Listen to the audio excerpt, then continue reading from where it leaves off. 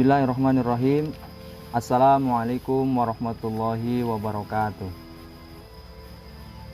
Bersyukur pada Allah Subhanahu wa taala atas segala karunia-Nya yang telah dianugerahkan kepada kita. Shalawat dan salam mudah-mudahan senantiasa tercurahkan kepada baginda Nabi Muhammad sallallahu alaihi wasallam. Pemirsa di mana saja Anda berada, mungkin pada bulan Ramadan ini seringkali saya atau Anda semuanya sering menyaksikan ada orang yang fisiknya masih kuat, badannya masih sehat, akalnya terbebas dari gila, artinya ia waras, sehat, tanpa ada masalah. Tetapi banyak di antara mereka yang enggan untuk menjalankan puasa Ramadan, padahal tidak ada uzur syar'i yang membolehkan mereka untuk meninggalkan puasa.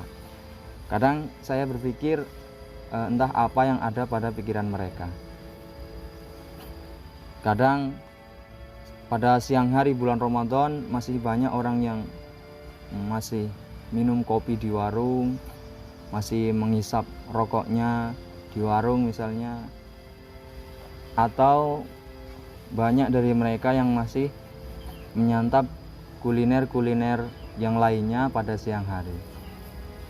Memang orang yang membuka warungnya, pemilik warung yang membuka warungnya itu tidak salah apabila memang ia berniat menjual makanannya kepada para musafir yang lewat depan rumahnya, lewat depan warungnya, atau memang berniat untuk menjualnya kepada orang-orang yang memang diberi keringanan atau diberi rukhsah untuk meninggalkan puasa. Namun hal itu menjadi salah adalah dari diri Anda sekalian apabila memang Anda tidak memiliki uzur syar'i, siang-siang hari pada bulan Ramadan kok makan ke warung tersebut. Nah, ini yang menjadi masalah. Perlu kita ketahui bahwasanya orang yang tidak mau berpuasa Ramadan itu sangat besar siksaannya. Ia mendapat dosa yang sangat berat. Sehingga apabila Anda salah satu dari mereka, maka saya sarankan agar segera bertaubat kepada Allah, dan mudah-mudahan Allah mengampuni dosa-dosa kita. Mengenai ancaman bagi orang-orang atau pelaku yang suka meninggalkan puasa Ramadan tanpa uzur, ada dalam sebuah hadis yang cukup panjang. Saya bacakan artinya.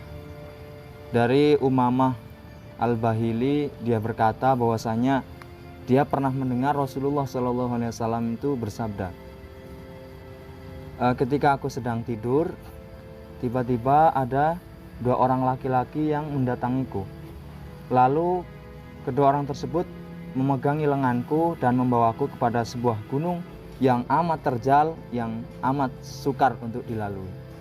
Kemudian laki-laki itu berkata kepadaku, yakni kepada Nabi Muhammad, panjatlah, maksudnya adalah panjatlah gunung tersebut. Maka beliau menjawab, aku tidak bisa memanjatnya. Kemudian laki-laki itu menjawab, sesungguhnya kami akan memudahkan jalannya untuk kamu, hingga Nabi SAW bisa atau berada di tengah-tengah gunung tersebut. Lalu beliau mendengar suara yang amat keras. Maka beliau menanyakan kepada orang yang memegangi tadi, suara apakah itu? Suara apa yang sangat keras itu? Maka mereka menjawab, itu adalah suara atau jeritan penduduk neraka, penghuni neraka. Kemudian setelah itu beliau bertolak dari tempat itu bersama dengan mereka, yakni laki-laki yang memeganginya tadi. Lalu beliau melihat ada orang-orang yang tergantung dengan posisi urat-urat kakinya berada di atas dan mulutnya robek mengalirkan darah. Lalu beliau bertanya, siapakah ini? Maka dijawab, ini adalah orang-orang yang berbuka puasa pada siang hari bulan Ramadan. Jadi yang perlu kita ketahui bahwasanya ru'yal anbiya wahyu. Jadi ru'ya atau mimpinya para nabi adalah wahyu. Sehingga apabila memang hadis ini adalah sahih, meskipun mungkin banyak yang mendoifkannya, akan tetapi sebagai keutamaan amal atau untuk diambil ibrohnya, maka ini menjadi kehati-hatian bagi orang-orang yang suka meninggalkan puasa Ramadan. Jadi setelah membaca itu kita tahu bahwasanya orang yang suka meninggalkan puasa itu berat siksaannya.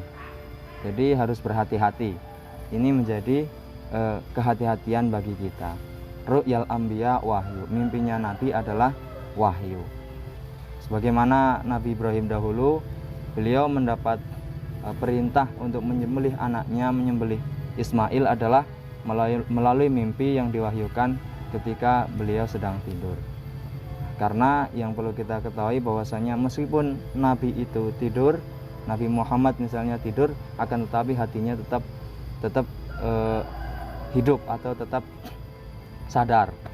Nah, sehingga ya seandainya memang hadis yang saya ceritakan tadi adalah sahih dan marfu sampai Nabi Sallallahu Alaihi Wasallam, maka ini menjadi kehati-hatian bagi kita, sehingga siapapun di antara kita, siapapun di antara pemirsa sekalian yang sampai saat ini masih sering meninggalkan puasa Ramadan tanpa adanya uzur, maka agar segera bertaubat.